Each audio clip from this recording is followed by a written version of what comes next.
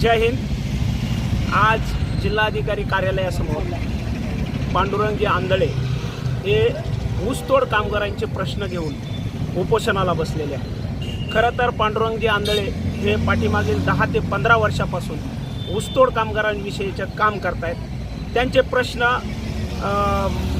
सुटले पाहिजेत म्हणून ते अतोनात प्रयत्न करतायत, परंतु आज त्यांनी उपोषणाचा जो आसूड उघडलेला आहे सरकारकडे की जोपर्यंत त्यांच्या मागण्या मान्य होणार नाहीत तोपर्यंत या ठिकाणाहून ते उठणार नाहीत। या तर मागण्या मान्य करून घेऊ, या तर माझी अंत्ययात्रा निघेल, असा कठोर हा भूमिका त्यांनी घेतलेली आहे। प्रशासनानं तात्काळ याकडे लक्ष दिलं पाहिजे आणि ऊसतोड कामगारांच्या ज्या मागण्या आहेत त्या पूर्ण झाल्या पाहिजेत। आम आदमी पार्टी यांच्या पाठीशी हमेशा आहे, पहिलेही होती आणि आताही आहे।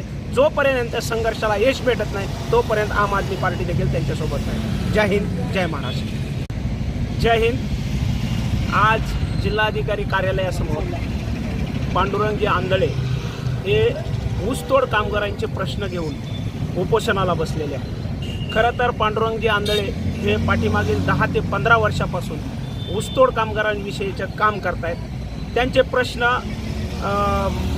सुटले पाहिजेत म्हणून ते अतोनात प्रयत्न करतायत, परंतु आज त्यांनी उपोषणाचा जो आसूड उघडलेला आहे सरकारकडे की जोपर्यंत त्यांच्या मागण्या मान्य होणार नाहीत तोपर्यंत या ठिकाणाहून ते उठणार नाहीत।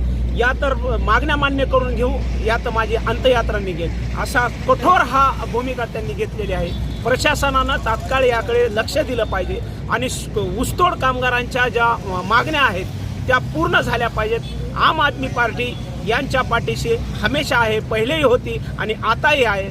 जोपर्यंत संघर्षाला यश भेटत नाही तोपर्यंत आम आदमी पार्टी देखील त्यांच्यासोबत आहे। जय हिंद, जय महाराष्ट्र।